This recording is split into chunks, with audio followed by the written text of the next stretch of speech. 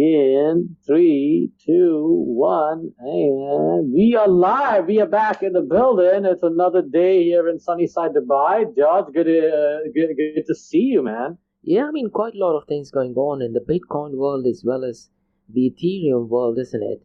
Now, I did see a LinkedIn post and something really interesting did happen roughly around 14 years ago in Bitcoin. That was the Bitcoin peak, isn't it? Oh, yeah. It is. It's like, I know, like, I guess, if you read my post, like, pretty much everyone on LinkedIn, they all mentioned that, if Laszlo has kept his 10,000 Bitcoins, he could have been a billionaire or something like that, yada, yada, yada. But I'm just like, well, hold on, wait a minute, like, Bitcoin is supposed to be peer-to-peer electronic cash, to spend and, buy something, create this parallel economy and, get people of different walks of life to participate. And to me, like, obviously Laszlo is not going to be a billionaire or anything like that. He does, obviously, I don't think anyone has, very few people in the world have maybe over like 1,000 Bitcoins or, I don't know, 10,000, I guess, or Satoshi Nakamoto might have 1 million. I guess I meant as an individual. But I think it's, I think his action, I think it's the first documented transaction. Yeah. And I think to me, it's an example of how he has impacted millions of people and hopefully billions of people. So in that sense, to me, he's like a billionaire. So I think it's pretty cool.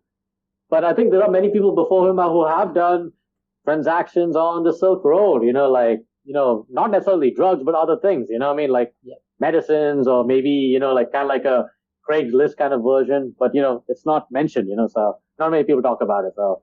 Yeah, and regarding Silk Road, something which we did touch base on the episode last Friday, was that on the 31st of October of this year, people are going to get reimbursed, and if I'm not mistaken, 143,000 Bitcoin will be flooded into the Bitcoin market, which just means that there's going to be more supply. How is the price going to react? I really am okay. Yeah. But let's talk about the big news that will actually happen later on today, Markose. That is regarding an Ethereum ETF. What are your thoughts regarding an Ethereum ETF? Things have changed since the last 48 hours quite a lot, isn't it? Yeah. I'm going to sound like maybe like a ETH maxi, which is kind of funny. But I think the reason is my humble holdings. I guess I do have some ETH thanks to my guys at Bitcoin.com. I've been trying to participate in their decks and all that stuff. So just looking at the percentage change, more than 20%. It's fascinating. It's quite fascinating. But I'm waiting for my other stuff to like really jump up too. So which is good. I'm obviously I'm going to be happy about it.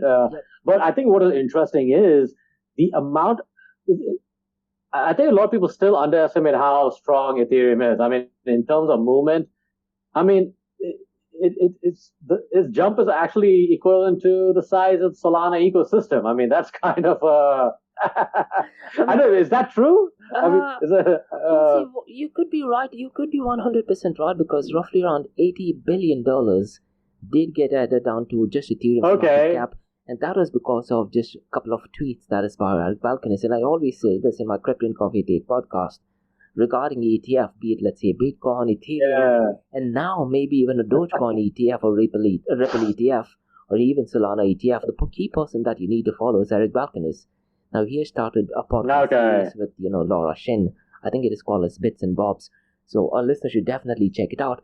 But there are a couple of points, Marcus, which I wanted to discuss is it a political move? Because there is a lot going on, especially in the last 48 hours.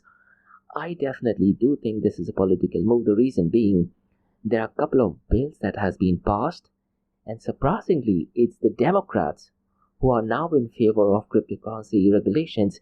Now, historically, they've always opposed cryptocurrency and blockchain regulation, And there is an interesting podcast, which has been put out by Bankless with Representative Patrick McHenry. He's the guy who's actually written the bill. Yeah. We'll talk about some of the things I don't like about the bill.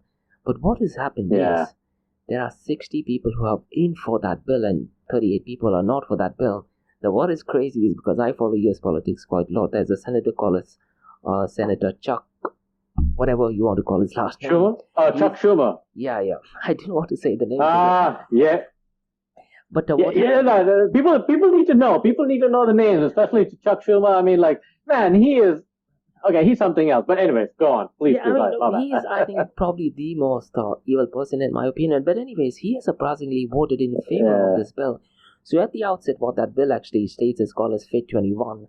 If you're in favor of cryptocurrency, you would definitely be voting for that bill. But if you're not in favor of that bill, you would not be voting for cryptocurrencies in United States of America. Now, keeping that thing in mind, because the US election is coming up, there is also a possibility that an Ethereum ETF could be approved because of the US elections, because, they have swing states. And what they are saying is that the swing states has a lot of, so-called millennials and the younger generation. And they will be making a decision to go and, let's say, select the US presidential candidate, which I don't think so. An ETF approval is one of them. Yeah. So this ETF approval is a bit different, but here's the craziest thing, Marcus. The bill has been passed to the Senate, but Joe Biden and Gary Gensler are the ones who are opposing it. So he has, I believe, if I'm not mistaken, 14 days to go and either approve it or decline it. So, in 14 days we find out if that bill is approved or not. I particularly don't like this particular bill, and there are two reasons. One is, that bill would actually define what is decentralization. Now, I'm not sure how will we define decentralization. According to me, Marcos, you're either decentralized or distributed or you're not. You can't say that, you need to have 20 numbers of validators or 20 delegated proof of stake or 20 miners spread across the world. Then it is defined decentralization. I don't think so it works that way. So they are going to define what is decentralization. According to me, look, you're either decentralized or distributed or you're not. There is no, somewhere in between. But unfortunately, with this rule being approved, that is what is going to happen. And then they also have a stablecoin bill. And in that stablecoin bill, you will have to rather do KYCs. And that'll be for both the people, sender and receiver as well. And these are something which is not right so far as the cryptocurrency world is concerned, isn't it? Those are my honest opinion. And I always said this, look, one of the reasons why they've gone ahead and done this decision is because Trump has said recently that if he becomes the president, he's definitely going to go ahead and move ahead forward with so far as, approval of ETF is concerned. Because they don't want Trump to go ahead and approve it, there is a very high chance that the Biden administration has gone ahead and approved an Ethereum ETF. And what you said is spot on. I'm just checking at the numbers. $83 billion did actually get increased in, just Ethereum's market cap in just a matter of 24 hours. That was because of, tweets by Balkans. And in the episode that I released today, Marcus, I've gone and explained what are the two things. So there is a 19.4b filing and there is an S1 filing. It is a bit technical but easy to understand. So check out my episode and give it a 5-star rating as well. But yeah, that is essentially what. Absolutely. Hey, look, you always do 5-star work and you deserve it, man, because I can see my take with some of the US politics and stuff, like especially with some of these bills, because I'm always like, how do you say, skeptical about it. Some of my skepticism with also with Trump as well. But many things I love how he go against the left and stuff. But also again, like, from the both sides, it's just like historically with politicians, like they say it's the Patriot Act. There's nothing really patriotic about it. You got the Reduction Inflation Act. I mean, like, inflation hasn't reduced whatsoever. So I'm always like concerned about the devil in the details, because for both the sides love to, control, and then like it's always sus, right, when it comes to for the older folks out there, there's always a suspicion when it comes to politicians changing their minds. And even also the best trader of all, Nancy Pelosi. I mean, like, she's the greatest trader in the history of mankind, in my opinion. I mean, screw Bill Ackerman or Ray Dalio. I mean, this chica right here, she should be writing a book. All right, it should be better than the principles of Ray Dalio. I mean, like, dude, Bridgewater does no shit. I mean, Nancy Pelosi is the greatest politician and the traitor in the history of mankind. I mean, like, just because she knows what's happening in these bills, and they could always like put their own little shit show, but it's such a way that they pull the wool over our eyes, So I'm always like suspicious with some of these bills. So and I'm sure you're diving in and you're checking out like, wait a minute, what do you mean by decentralization? What does that mean? Because I could, we could also make an argument that, hey, you know what, the central bank is also decentralized as well because they have a board of directors. They got 10, 20, and they could also put 500 people too. Yep. And they can say that they could say like they could change the law. They could change the narrative and say, hey, we are decentralized too. We have 10 different people covering 10 different regions, and they could articulate it. No different than our space too. So it's always we have to look into the narrative, but also devils in the details too. And I don't think many folks in the crypto space really truly understand what is really happening. So I always advise people to be cautious, and that's why I always tell people, hey, you know what? We have to focus on the parallel economy. So that's my take. But of course, look, if you're going to participate in politics, just be aware it gets dirty. Yeah, it gets dirty. So always be armored and prepared. So. And I 100% agree. And a couple of points that you mentioned about decentralization, I very specifically remember Dan Larimer, the founder of EOS. He actually was having an argument, with Vitalik Buterin and even with some of the Bitcoin maximalists where they were talking about decentralization, and he was actually giving a number that, if I'm not mistaken, EOS had 32 block validators, and he was actually saying that, look, if you look at the comparison, EOS is more decentralized in comparison to Bitcoin and even Ethereum for that matter. And that point of time, what he was saying did make a lot of sense because he was giving that in terms of numbers. But so only time will tell, because according to me, you can either be distributed or decentralized, or you cannot be. You can't have a number associated with it.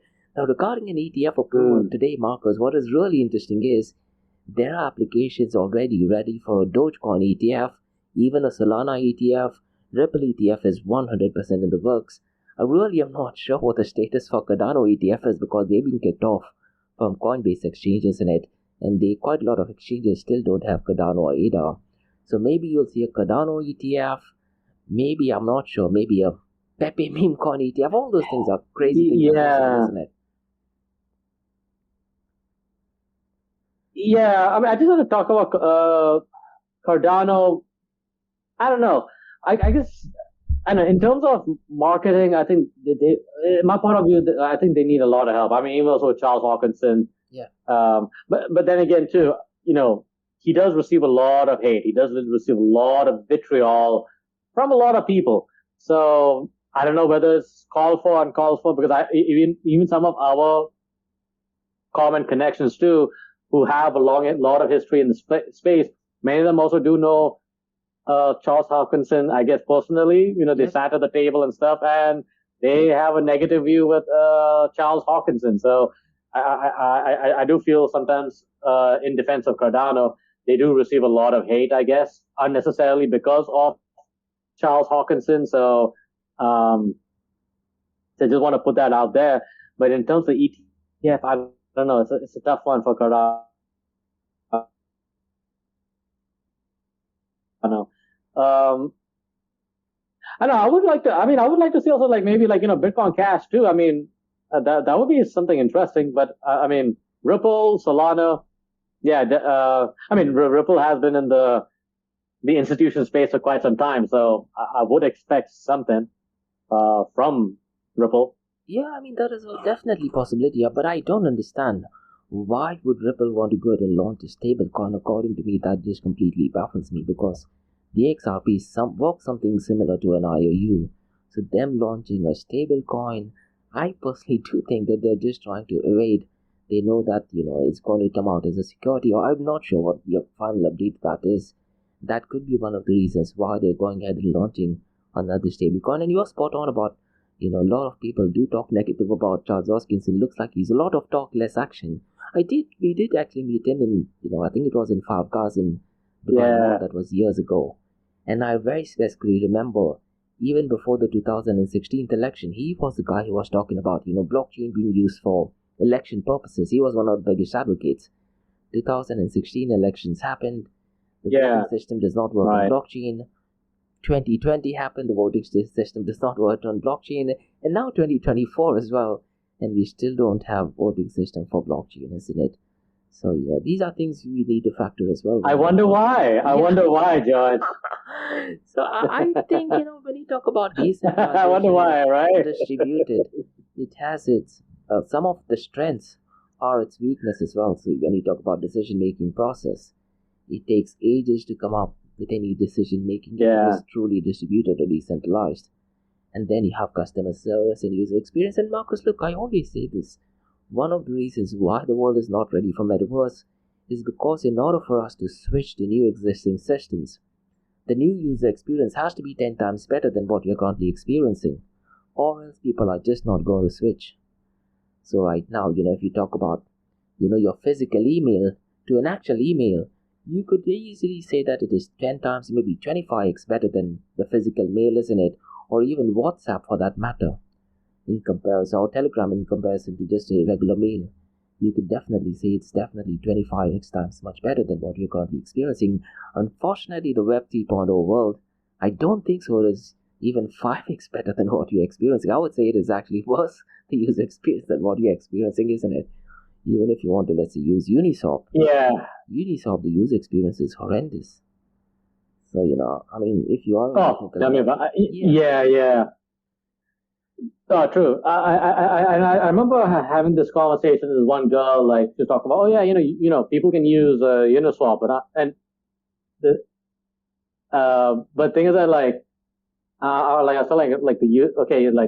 feel I guess Uniswap compared to other blockchain stuff is great, but for 95% of the world, 98% of the world, they wouldn't care. They were like, they just don't get it. They will not get it, and our people in the space too do not get it. So I have to mention the user experience is kind of horrendous. So yeah, and if you look at my dad, he's 78 years old. He can barely learned how to use the ATM machine.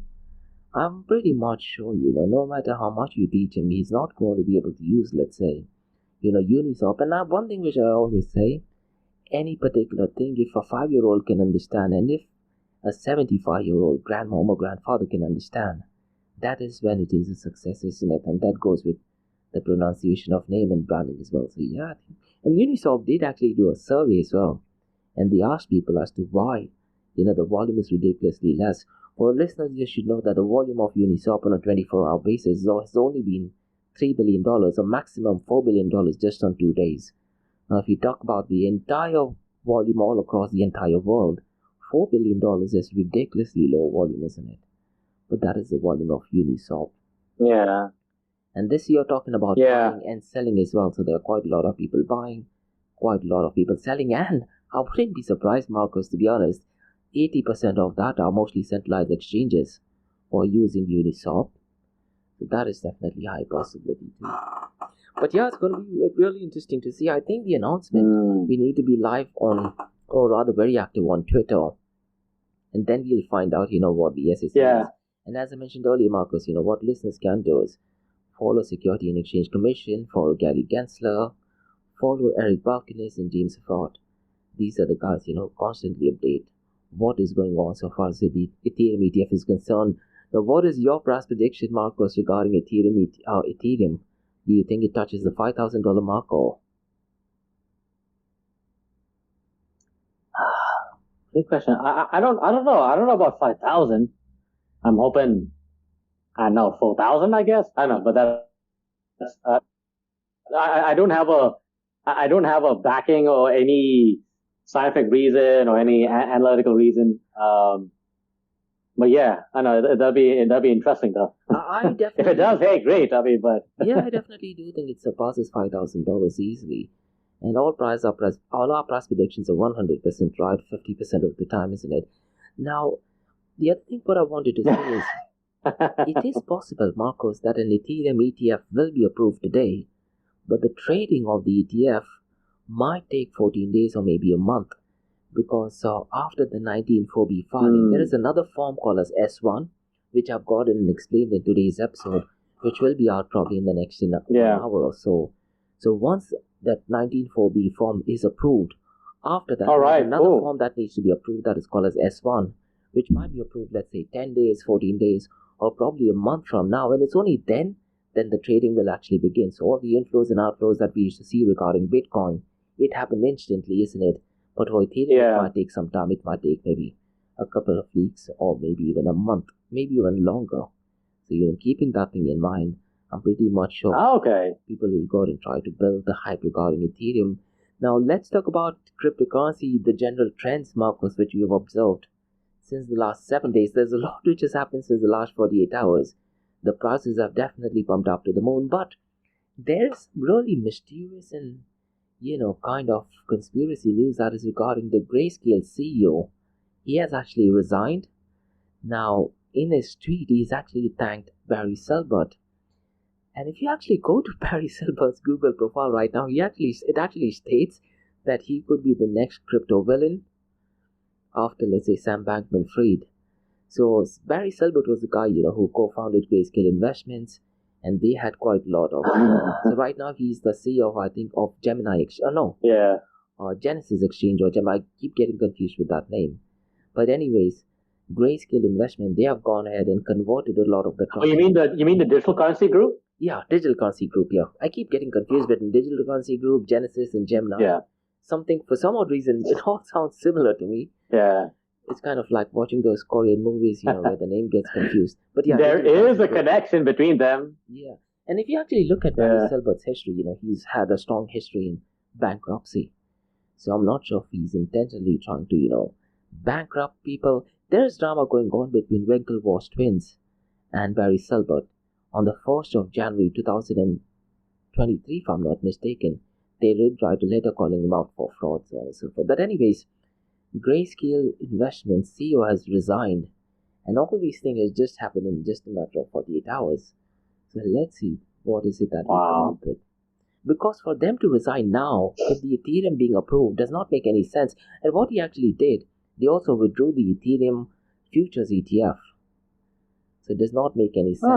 So, there are a couple of mysterious things going on regarding that. So let's see if we find out any news regarding that. Yeah. And other than that, Uniswap's volume is almost doubled since the last 48 hours. Stablecoin volume is pumped up. What about Pepe Coin or Pepe token? You have any Pepe tokens, Markose? No, but I know my buddy Anton, my buddy from Society. I know he has a couple of Pepe tokens. He loves it. He loves it. I think it is reached a new all-time high as well, isn't it? And I actually remember, Markose, one of the Crypto with Coffee meetup that I did attend.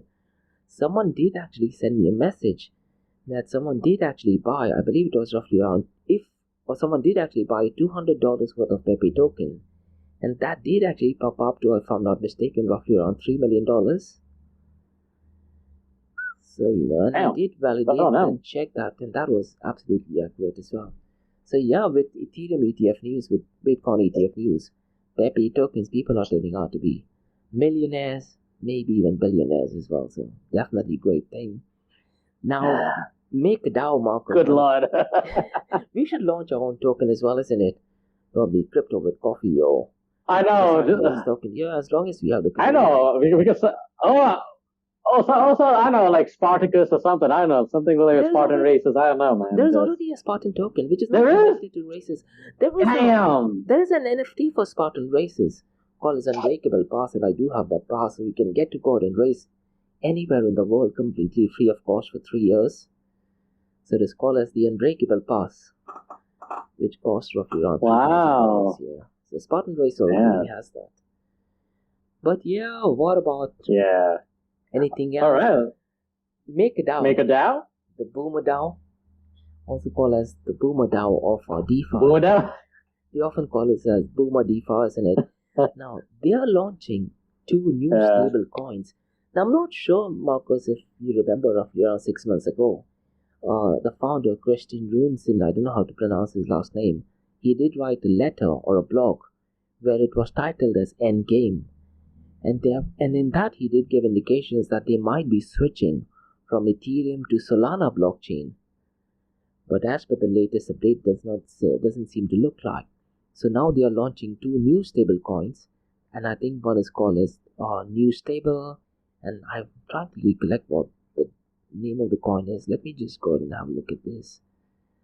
Let me see if I have it for the 20th. Yeah, so they have 2 new stable coins, and one is called as New Stable, and the second one is called as Pure DAI.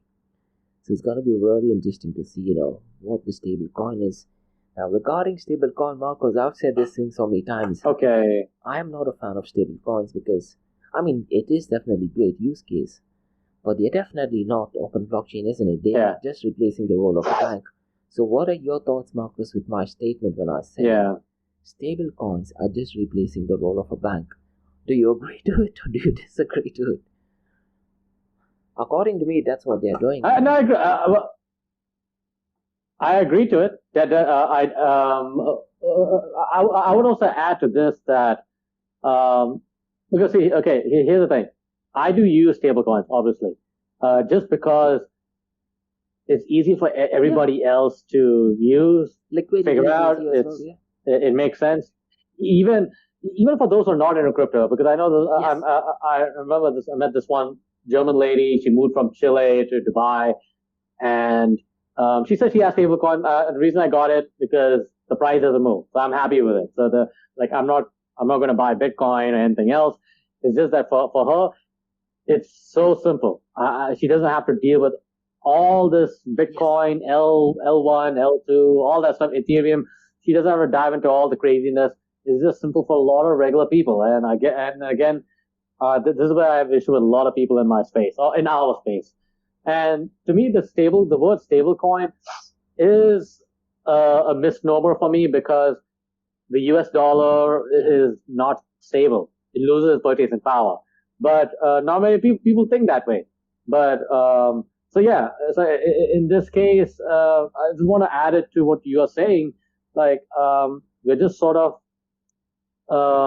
replacing the traditional space. So yeah, I know. Yeah, and you can sense my little disappointment, but yeah, and you can always say that they always can go and freeze your account.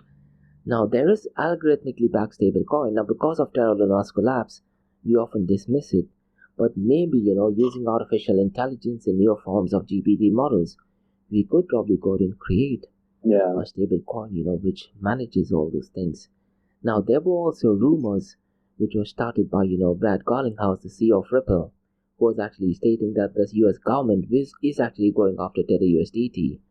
Now, I'm not sure what the legitimacy to that is. He just actually made that statement in one of the podcasts. I think it was called as World Class Podcast, and he was actually stating that he has insider information that the US government is now going after Tether USDT. But this is where the politics kicks in, isn't it? Because this year we are in New Year election, US election, So I apologize for interrupting. It's just like when he mentioned he has insider information that the US government is going after Tether. You and me, we both know that that's not news for us. Yeah. Just to be clear, that's not news for both of us. I'm sorry. We knew that for a long time because they've been going after them. It's sort of like a love and hate relationship. They go after the Tether guys. These guys pay a fine. And it's sort of like how many times Tether has paid fines? 7 times? Okay. So what Tether does, they print maybe 8 million or 7 million. And, because there's a lot of liquidity. So it's not some insider news. And we also know very well there's a relationship with the U.S. government. When I mean by U.S. government, that these agencies, they're connected with Circle, USDC. Spot on, yeah. But Asia is using Tether and they love it. Absolutely, yeah. I mean, Asia is using quite a lot. And there was something that I don't want to make any political statement regarding this, but on the 19th, now the key date is on the 19th, Russia and Iran, they did have, a forum where they were actually discussing BRICS to use a single type of cryptocurrency. Now, BRICS currency, the list of countries has increased. That's true. And United Arab Emirates is also part of BRICS now. There is, Ethiopia, there is Egypt, there is Brazil, Russia, India, China. And the following day, the Iran president passed away as well. That was clearly due to natural circumstances. Yeah. What they were going to do is, just to add to, with the Iranian president's his demise, I would say it is politically, I guess, initiated. Let's put it that way. Because I also want to add in India, because India has signed this agreement with Iran in terms of building their port. Yes, spot. Now, this is not a hey, we're just building like a little shipping port. This is a huge deal because you're trying to get like products from all the way from Moscow, through the Caucasus and going to Iran, and then from there, you have the strait from that port in Iran to Mumbai. I mean, this one is bypassing all the waters controlled by the United States and the Western allies. So this one is a big political move, and you add that with, we're talking about the BRICS, their own version of a stable coin, which is interesting because that has been the the drawback, because because it's also not news that in terms of trading within the BRIC nations, like say, China and Russia, now they've been using dollars as a way to transact with each other because that's how they trust with each other. But if they're trying to remove the US dollar, they still do not trust each other. Even India too doesn't trust them. There is some trust issues. So that's where the United States has been on the upper side. They're like, you need the US dollar to trust for you guys to trust each other. So within the BRIC nation, they still have to trust each other. Yeah. But this is just a slow one step. So right now, the United States is still winning, but it's only a matter of time. And time is where China has, India has, Russia has. So they are ancient countries. They're not some new nations like the United States. Yeah. So historically, these guys have a lot of time. So hopefully, there would be some momentum. So yeah, I just want to add that to what you beautifully have said earlier about with the BRIC nations. Yeah, and they were actually going to go ahead and settle on some currency. I'm not sure it was Russian ruble or any other form of stable coins. What they can do is they can just implement any of the cryptocurrency as well, isn't it? What if, I'm just giving a hypothetical situation, what if they were to go ahead and use Monero? All BRICS nations, they say, you know what, all transactions are going to be Monero. All of the cryptocurrency exchanges in these relative countries can go ahead and, let's say, liquidate it, let's say, in their relative fiat currency.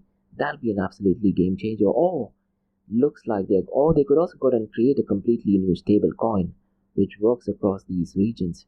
I think they could also use, let's say, Bitcoin or maybe even Ethereum just from the monetary point of view, not necessarily do any smart transactions. But this is where, as you rightly mentioned, US kicks in, and they're known for creating some political chaos and geopolitical situation. But yeah, spot on point on that as well. Yeah. I just want to add, because there's this guy, he's like a lawyer. He's not connected to the Coin Center, but he did come to he did I guess speak in the federal court and stuff. And he's a big fan of Monero, actually, because he definitely believes that privacy is normal. And he also makes the case that Monero is also pro national security. Yeah. And there's some really great points, I think. Which I think we will have to dive in a whole separate session, I guess. But not only is Monero, but also this project called Xano. Yeah. This one is supported by Roger Ver, and the guy who started it is Andre, I forgot his last name, but he's the creator of the crypto note protocol, which is used by Monero and many other privacy coins. And they are working on with this project called Confidential Layer. So they're trying to create a stable coin, a privacy stable coin. So this will be, quite interesting because this one has commercial applications, but also potentially has also national security applications too. So, which is quite outside thinking because a lot of people would be like, kind of scared about it. But I think if the regulators are much more smart or even some of the guys from the CIA and all this stuff, they would see it as, hey, wait a minute, this could be a good national security maneuver because you don't want your financial information out there because that will put nations and other corporate players who are working with governments exposed. I mean, that's the last thing you want to do because especially in the cyber warfare that we are entering in, I think that needs to be taken, not to be taken as some sort of like a digital voodoo. But wait a minute, this is something to think about. So hopefully smarter voices and minds would take this. Because we are kind of entering into a stablecoin war at the moment. So. Yeah, I mean, this is what I've been saying even when Binance BNB was in existence. I used to often talk about, there will be a war. And what our listeners can do is go ahead and listen to my episode that I released specifically on the 14th of September 2023. And I was talking about Binance BNB's volume. It was almost doubling or more than 4 times of what Circle USDC is. And what I tend to do is, Markose, I tend to look at Circle USDC Street and even Jeremy Lyre Street as well. And I was seeing a couple of things that he was saying that the Binance BNB chain is not that good, a couple of gentle jabs. And then fast forward to a couple of months later on, Binance BNB is dead, isn't it? And Binance BNB's volume, I think our listeners should know, used to be somewhere almost more than double of Circle USDC's volume. And that thing is completely shut down. Binance BNB coin, which is the stable coin, is completely shut down. And apart from that, one thing which I have noticed, Markose, is, and this is being relatively consistent and sad, the volume of DeFi hasn't changed at all, irrespective of the price of Bitcoin being $16,000, $20,000, $70,000. Ethereum price. I'm not sure what is going on in the decentralized finance world because there was so much of hype regarding yield farming. But the volume, if you look at DeFiLlama.com, it is still today, I think I checked, it was just $7 million. So, let's see what's going to happen regarding DeFi.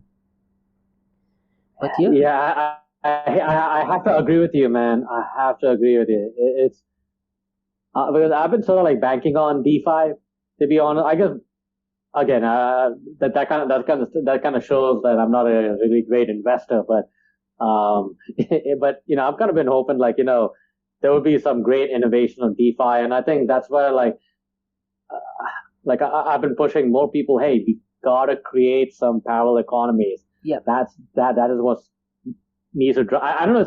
Do you think it's like a chicken and egg situation? Like, if you want to start a parallel economy, we need DeFi, or if we need DeFi, we need to have parallel economy.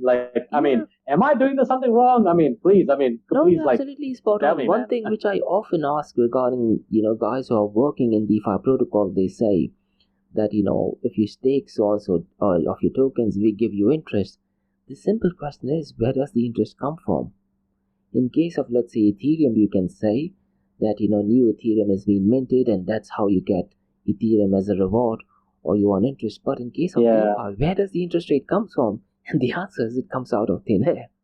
Because that's how it is done, isn't it? And that is what, whether we like Gary Gensler or not, that is what he actually mention in a letter. Now, what I would suggest our listeners to do is, he has put up a letter regarding, the Fed 21 bill that we actually talked about. And what that letter actually states, it is called as Statement for Financial Innovation and Technology for 21st Century. Now, the reason why that bill is so important, Marcus, and something which I should have mentioned earlier on as well, once that bill gets approved and turns into a law, U.S. Security and Exchange Commission will not be responsible for cryptocurrencies, rather it will be CFTC. So most likely, there will be no use case of Gary Gensler or his role, at least in the cryptocurrency. Well, there'll still be US Security and Exchange Commission, but all the cryptocurrencies will now be rather traded under CFTC. And that is something which a lot of people had been battling, who've been involved with SEC. So there is a letter which he has put it out, where it's given reason as to why approving that bill is not a good thing. So now the biggest problem is for, Joe Biden or Joe Biden. What does he do? Does he go ahead and oppose that bill? Or does he go ahead and, oppose that bill? So what is a bit strange, Markose, and this is from a political point of view, there's so much of chaos, because the Democrats are the ones who have approved for this bill. Yeah. So I'm not sure what is it that he's going to do. Is he going to approve it? If he goes ahead and approves it, that means Gary Gensler's role will be, kind of like jeopardy. Or maybe they'll come up with some alternate solution. I'm not sure. So I think they have 14 days to go and make some decision on this. Yeah. I want to remind our audience, if you are using crypto, or whether if you're investing in crypto and blockchain, you're not just making a financial decision or a personal decision. In many ways, you are making a political decision too, because whether you like it or not, I know most people, all of them, I would say most of us, we just want to be left alone, do our thing. We are not harming anybody. We are practicing the non-aggression principle, live and let live. But there are those like, your slow Biden, Joe Biden, Hillary Clinton, any other politicians and bureaucrats out there. Oh, Hillary, my bad. Sorry. I please, I don't want to get suicided. I have a lot to live for. They will never leave you alone, so this is where I want folks to realize how important our space is. This is not just to just to simply make money and stuff. I mean, this is like some life-changing situations, so, and this is also like real impact, because this space, I really believe you could really make a great impact, whether you're talking about economic sustainability or social impact, because the stuff that you're doing in the crypto space is way better than the United Nations and the bullshit that they're doing with UN sustainability. Because I have to mention this because this is something like, lately I've been so, especially with, what's happening with, whether you're talking about Israel and Palestine and stuff, I want to remind many of our friends over here that who we know, they always, they should know by now, what's happening in the UN and stuff. Nothing is happening. Yep. So some of their programs is not even also making any impact. So all this talk about ESG and sustainability and stuff, which is actually pushed by the UN, is totally useless. So hopefully this should awaken people, and you need to start working with some on the ground, developers, evangelists, blockchain podcasters, people are doing some on the ground real stuff, from a bottoms up approach. And this is where you need to you listen to what Joe Biden is talking about, what Hillary Clinton is talking about, or the SEC guys are talking about. But you don't need to follow them. Just listen and be like, hey, wait a minute. I'm taking in, but I'm going to question their narrative.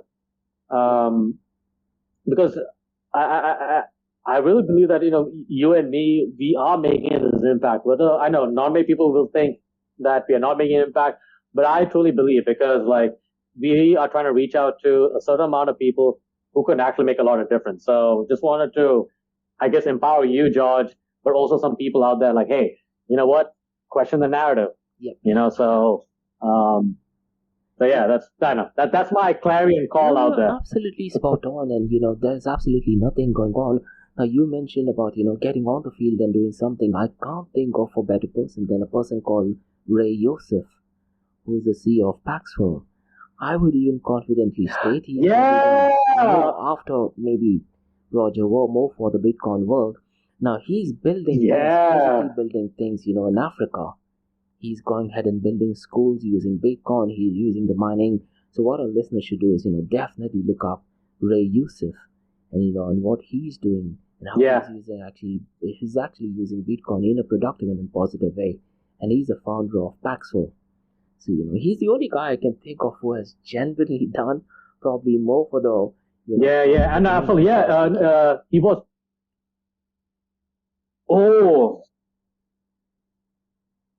no, I'm glad you brought up Ray Youssef, right? Because he's the ex-CEO of Paxful, and he started this thing called No Ones, right? Is that he has a, if I recall, but see, the guys we need more guys like him. They're the real ones out there. They're the real ones, man, and who's actually doing some real work. And I'm so glad that he's also been really strong, putting a strong word, and really twisting some of the BTC Maximus guys, and especially Hardelnot too respects him too, and he's like, hey, I'm sorry that to see you leave, but I respect your decision. Why you're leaving, the BTC camp, but I truly believe BTC is, can. I forgot some of our not words, but I'm not gonna twist it. But Ray Youssef is some guy to be respected, and I hope to get him on the Society X podcast. I'm trying to reach out to him. Really great guy. He's in Egypt right now. Yep. And, he's doing some pretty cool, educational stuff. So, man, and I think more people should know about him. Yeah, and I didn't know that, he had actually resigned. So glad you reminded me about that, because I might have actually covered that because he did share some disappointment as well. So, glad you brought that thing up. Now, we are towards the end, Markos. Do you have any update regarding Society X? Any upcoming events or anything new coming up in the world of Society X? No.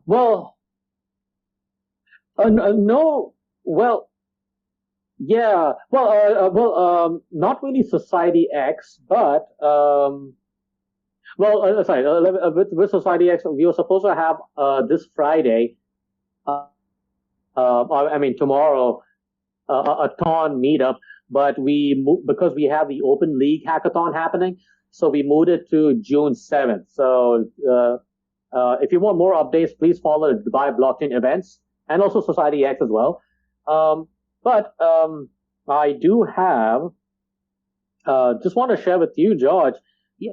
I did a podcast with Aaron Day. Yep. So Aaron Day, he has written a book called Final Countdown. It's a book against CBDCs, central bank digital currencies, and he is, So I believe in this month, or I guess this week or something, he's going to be in Washington D.C. The event is called the Enemy of the State event. So in this event, he's honoring Ian Freeman, who is the host of the Free Live Talk Show, which is the first talk show to talk about Bitcoin. He's honoring Julian Assange. All right. And we heard some good news about Julian Assange. They canceled the extradition to the United States. That's great news. He's also honoring Edward Snowden and also Roger Ver. And also the big shout out to the Zano team for donating $1,000 to honor Roger Ver at this event. And, so Aaron Day is doing these CBDC. A tweet to me, it's called DEFCON 1. So basically, he's trying to create a Manhattan project, all right, to defeat CBDCs. A Manhattan project, developing the nuclear program for the United States to fight against, World War III, to fight against the crackdown on crypto. And what he is calling for is to combat CBDCs, that we need an open source, decentralized wallets and point of sale systems that can handle multiple cryptos, gold, silver. So we need a better, faster, cheaper alternative to CBDCs because, there are more CBDC accounts than crypto, which is insane. And in short, we need to unify now against CBDC tyranny. So basically, he's trying to launch a plan to create a Manhattan project to work on the solution. So that's my news to you, George, and also for the Society X community and everybody else. So yeah, so Aaron Day wants to share this news to you, to us. Yeah. So yeah, absolutely. That's about it. Yeah, and regarding central bank digital currencies, something that representative that I mentioned earlier on, that is Patrick McHenry. He's against central bank digital currency as well, and he was one of the first guys to go and put forward a bill to go and stop central bank digital currency. Even Ron DeSantis, even the independent candidate that is Robert Kennedy Jr. He's also said no for central bank digital currency. Now, if you go to my website, that is www.blockchaindxb.com, there is a PDF file, and what I tend to do is I go and discuss the political sides that are in favor of CBDCs and those who are against CBDCs. And on the 6th of June, I do have a session on central bank digital currency. Now, with it does actually irk me that some of them do actually send me a message and they try to tell me some of the benefits of central bank digital currency, and I'm like, you don't really understand what CBDCs are, isn't it? But look, Markose, at the same time, there are a couple of benefits as well in terms of something which you touch base upon, like inflation. If there are excess CBDCs, you can put it into a public address that does not have a private key, so the supply gets taken off. You can go ahead and manage inflation instantly in terms of, let's say, helicopter money that people were sent out during, let's say, COVID-19 era in US. That can now be done instantly, but there are more dangers than, the good things of CBDCs. So yeah, I definitely don't like CBDCs, but I have to say, when Metaverse becomes mainstream, if given a choice between, say, stablecoin and CBDCs, I personally would prefer central bank digital currency because, there'll be customer service, there'll be, something goes wrong. You can also do chargebacks, isn't it? Talking about chargebacks about Markose, on Monday I actually talked about where some guy accidentally sent, not a lot of Bitcoin, but that was 90% of his wealth of Bitcoin to Satoshi Nakamoto's, the Coinbase address.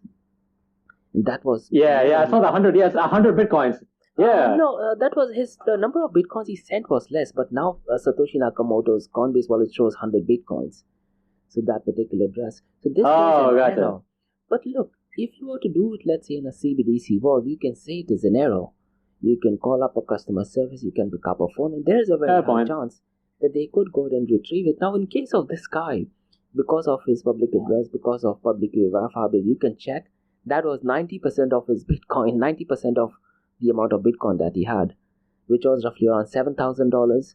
Now look, $7,000 may not appear to be quite a lot, but what if that guy is from, let's say, an African country or, some poor country? Yeah. Oh, true. $7,000 would be quite a lot, isn't it? So there is still no chargebacks. Life-changing money. Yeah, there's still no chargebacks. Now, I have interviewed some of the Web3 projects and protocol where they said they can offer chargebacks, and when I asked them how, they said, no, we do have a dedicated team that'll go and look at your transaction and go and refund if they find some notorious activity. So in the Web3 world, there is no chargebacks. There's absolutely no chargebacks. It is just one way forward. If anyone can come up with any argument or reason, then that is not Web3.0, isn't it? But yeah, those are some of the drawbacks. The only thing which I would like to end for a chargeback in Web3 sounds like a scam to me, though. Exactly, 100%. Because that's not even... The only thing towards the end I want to say is, in the world of AI, I personally think that there is one of the most important events coming up in Dubai that is called as 1 Million Prompt Challenge, which is done by Sheikh Hamdan. And he wants to train 1 million people in artificial intelligence. And this is more to do with, the prompts that we use. I personally think in the world of AI, this is an absolute game changer. Just before, Markose, you went recording this podcast, I was just playing around with, ChatGPT 4.0. And what I did is, because I was reading through your post regarding Bitcoin halving, I asked ChatGPT 4 to go ahead and write a song in, Eminem's song that is Stan. Yeah, so all right. Write a song. So let me go ahead and send it to you, and you can read it out whenever you have free time, and let me know what you think of that. Sure thing, yeah. Thank you for doing that. First of all, thanks for doing that. That's fun, man. Yeah. So I love it. I think the prompts are something which becomes an absolute game changer, and as we move into the so-called AI world. And let's see what the future to that is. So let me do one thing, Marcus. I'm just going to go and send it to you now via Telegram. You don't have to read it because you need to be an M&M to go to it. So let's see, Marcus. Yeah. Yeah, so this is what it says. This is in I'm thinking our listeners would know by now Eminem's song Stan, isn't it? They should, yeah. Some of them, yeah. I mean, the lyrics are quite wicked, I think.